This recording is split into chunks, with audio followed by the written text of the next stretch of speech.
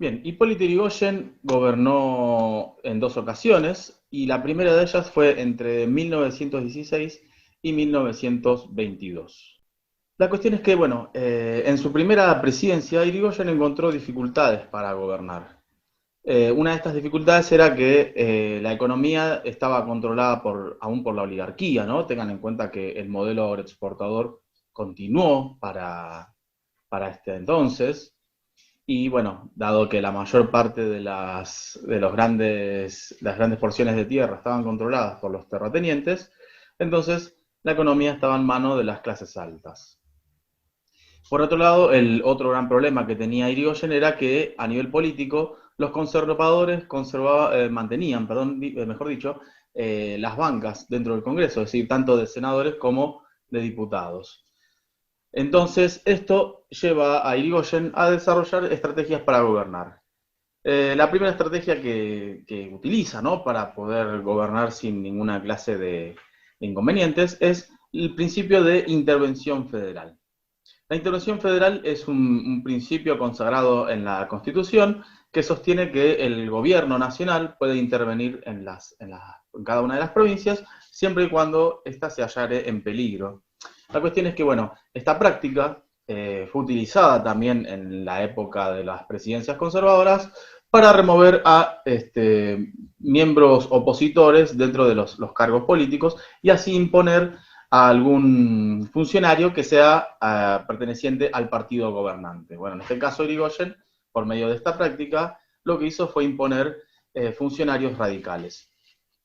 Y después otra gran estrategia fue la apelación a un liderazgo carismático y personalista, ¿no? Es decir, acercarse a la gente, ¿no? Acercarse a las masas, mantener un diálogo directo con ellos e imponer una figura de líder.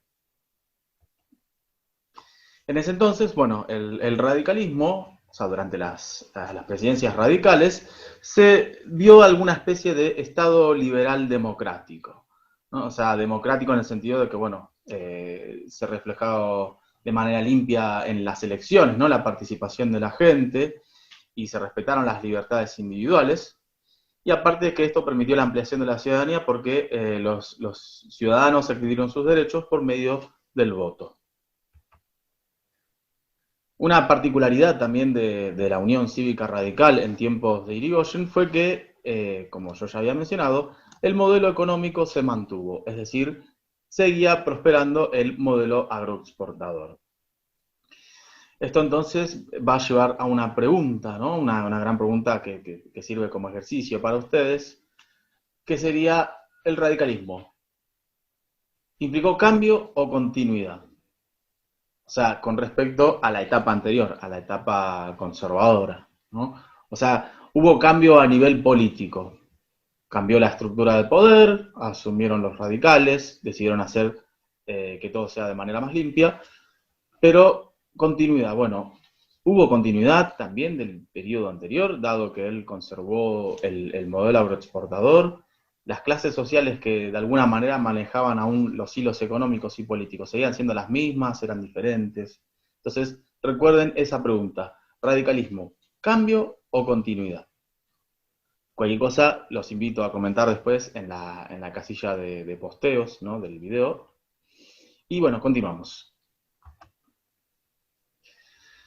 Esto entonces condujo a que, bueno, a raíz de que el radicalismo asumió en el poder, se llevaron a cabo políticas reformistas, o sea, cambios parciales, no cambios de raíz. ¿Por qué? Porque de alguna manera se siguió manteniendo parte de la estructura anterior al radicalismo, pero estas políticas apuntaban al objetivo de un ascenso social, es decir, que cualquier persona podía progresar por medio de el trabajo o por medio de la educación. De hecho, bueno, estas políticas reformistas estuvieron reflejadas en dos de sus grandes aristas, ¿no?, del radicalismo, que por un lado fueron la creación de cargos públicos. En ese momento, bueno, lo que se conoce como, de alguna manera, nepotismo, ¿no?, de imponer gente cercana al radicalismo a ocupar cargos de gobierno y de alguna manera ganar votos, ¿no? O sea, crear una clase media por medio de funcionarios de gobierno. Y por otro lado, la educación. Durante esta etapa, bueno, muchas escuelas se han fundado, ¿no? En la primera presidencia de Irigoyen, escuelas primarias, escuelas secundarias, inclusive secundario de adultos para trabajadores, ¿no? Especialmente para aquellos que vinieron del exterior, ¿no? Para los inmigrantes. Y también se había impuesto la obligatoriedad del uso de los guardapolvos.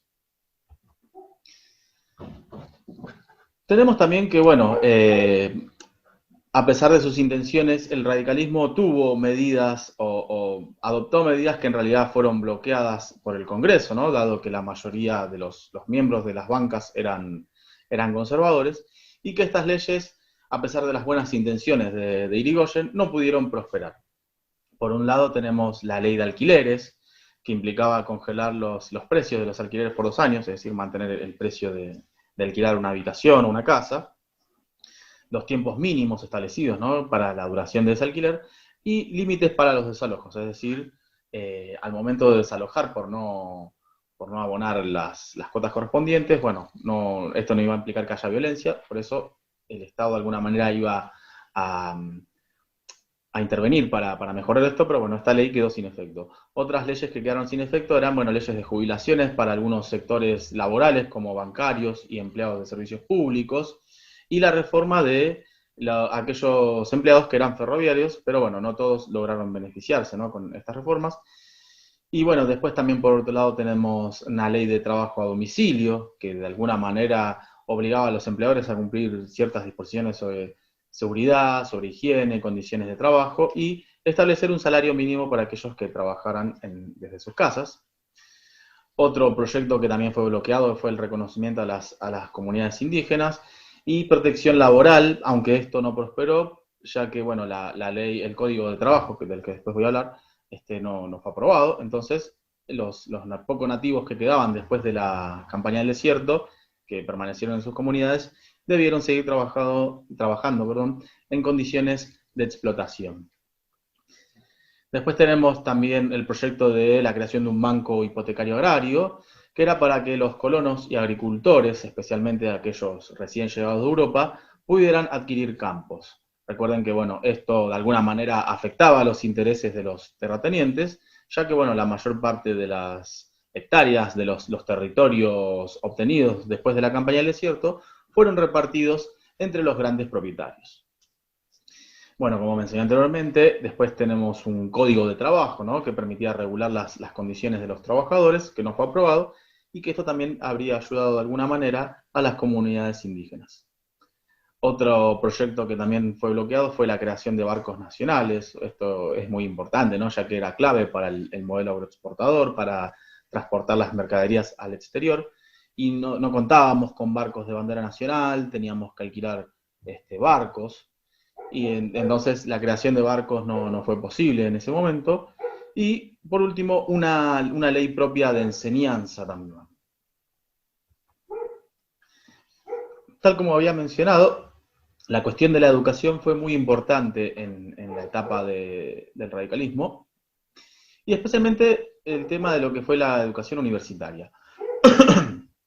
Durante el siglo XIX las universidades eran exclusivas para la clase alta, es decir, solamente accedía a la élite, y la clase trabajadora o la clase baja no podía acceder a los estudios superiores universitarios.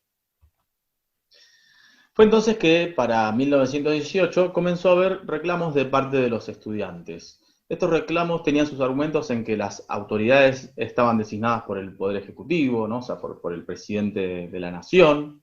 Estamos hablando de la época del modelo agroexportador, ¿no? La época de los gobiernos conservadores. Estaba restringida el acceso a la universidad a los nuevos sectores sociales que tenían deseos de progresar por medio del estudio.